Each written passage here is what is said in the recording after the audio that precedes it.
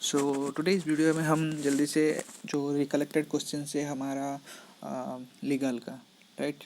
सो legal का हमारा ये फर्स्ट शिफ्ट का है जो हमारे मेंबर्स के तरफ से दिया गया है लाइक। सो इस टाइम से like always some questions some part जो यूनिट्स है जिससे कि वो रिपीट हुआ है हम पहले देख लेते हैं राइट। सो पहले एक हुआ है हमारा questions that is partner breach agreement result in dissolutions right. अगर पार्टनर ब्रीच करता है तो वो कौन सा वो ऑप्शन पर डिपेंड करता है कि जैसे कि हमारा पार्टनर अगर डिजर्व करता है तो हम उसको डायरेक्टली एक्सप्लेन नहीं कर सकते, एज पर द एग्रीमेंट ही हमें करना पड़ेगा राइट। सो डिजोल्यूशन तो फार्म डिपेंड करता है राइट। सो इसका आप पढ़ लीजिएगा, पार्टनरशिप भी वेरी इंपॉर्टेंट है और इसके ऊपर कुछ केस स्टडी भी आया है। Then can minors guardian can take loan on his immovable property. Actually ये जो माइनर का गार्डियन है वो कोई भी इमूवेबल प्रॉपर्टी में लोन लेने मतलब इमूवेबल प्रॉपर्टी में जैसे कि वो हाउस के अगेंस्ट में कुछ लोन लेगा, दैट मीन्स क्या उसको हाउस को मॉर्गेज देना पड़ेगा। बट आज पर हमारा जो लॉ है उसमें ये मेंशन किया गया है कि कोई भी आपका जो गार्डियन है वो कोर्ट का परमिशन के बिना, मतलब जो इम्पोर्टेंट थिंग है आपका that is need court permission.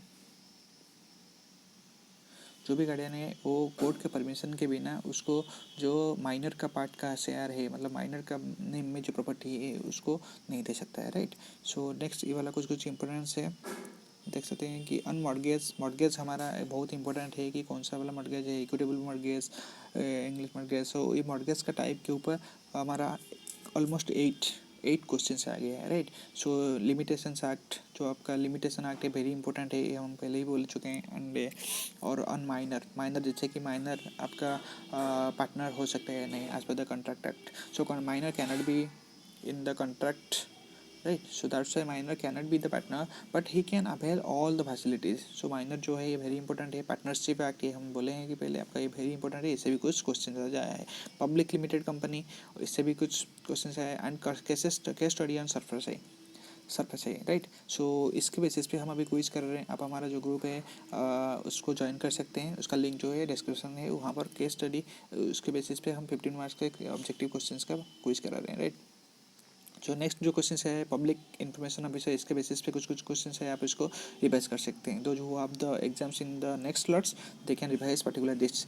ये जो DRT है DRT limit and DRT presiding officer, जैसे कि प्रिसाइडिंग ऑफिसर को कौन बनाता है, where to file suits, so like that this is very important question you can revise and हम जल्दी से DRT एंड सरफेस क्वेश्चन को आपको दिखा देते हैं so that it will be helpful for you right. So इसमें हम DRT को देख लेते हैं राइट। सो DRT को रिलेटेड क्वेश्चंस ये आपका वेरी इंपॉर्टेंट रहेगा। सो आप इस जो वीडियो है इसको शेयर करिए सो दैट आपके फ्रेंड्स को भी वाला हेल्पफुल हो सकते हैं जो नेक्स्ट लेट में आपका एग्जाम है राइट। सो DRT देखिए, फॉर डेप्ट recovery tribunal the presiding officer holds office for a term of 5 years from the date on which he enters upon his office or until he attains age of 62 whichever is less. So option is, so this sentence is correct, so you can read and try to remember it. So next है हमारा जो civil suit which is pending standard transfer to DRT then fees payable. जो DRT के case में क्या होता है ना, कोई भी फीस हमारा पेमेंट नहीं होता, that is no fees required. So this is the answer. जब हमारा कोई भी सिविल सूट है उसको हम DRT में ट्रांसफर करते हैं उस केस में कोई फीस नहीं लगता है। देन जो हमारा इसके बेसिस पे तो क्वेश्चन ऐसे है, जो प्रिसाइडिंग ऑफिसर होता है इज कौन होता है, दैट इज कौन अपॉइंट करता है। So these are the different option है, पर आंसर है जो प्रिसाइडिंग ऑफिसर है DRT डेप्ट ट्रेडिशनल ट्रिब्यूनल, तो उसको कौन अपॉइंट करता है, government of India right. So in appeal before appellate tribunal to be disposed of finally for the from the date of receipt of appeal। जो appellate tribunal में dispose final उसको जो hearing कब हो जाना चाहिए, मतलब जब रिसिप्ट होगा, अपील रिसिप्ट होने के कितने दिन के अंदर हो जाना चाहिए दैट इज। सो इसका जो है आपका आंसर है 180 days राइट। सो नेक्स्ट है हमारा the correlation the correction any clerical or arithmetical mistake in recovery certificate has to be done कौन वो उसको करेक्शन करेगा।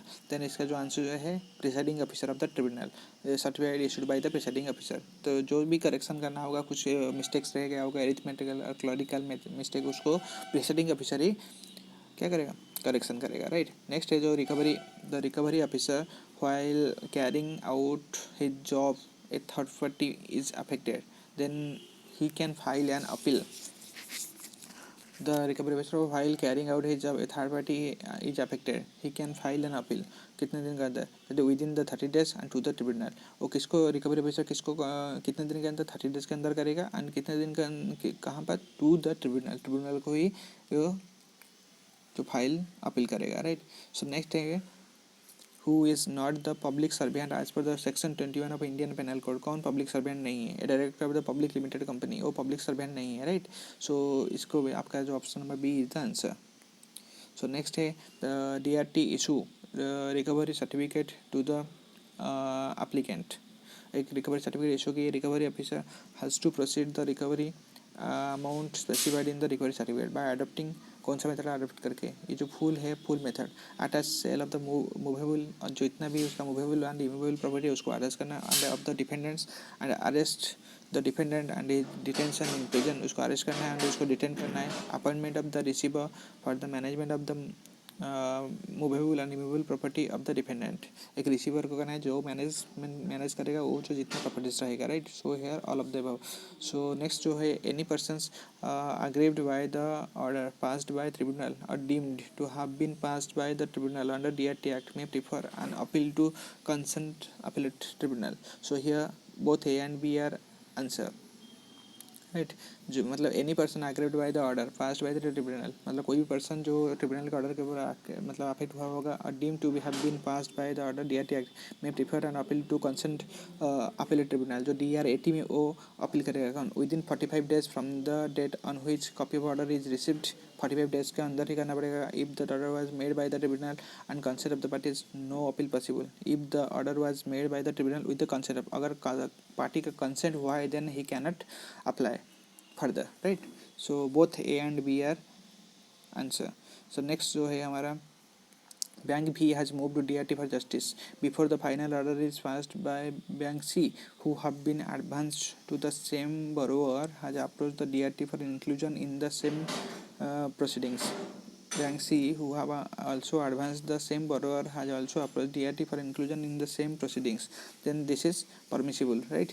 So these are the things you can, and you can also join the group so that you can practice the SolvePSI questions also. And in if you are having some more questions, then we will update in the next videos. So till that point, subscribe and like for getting more and more updates, and click the like icon. Thank you. And more important thing, in your next class exams, just attempt all the questions and analyze the questions, because questions will be and options will be more confusing, but you need to answer the correct answer, right. And try to score 50 plus.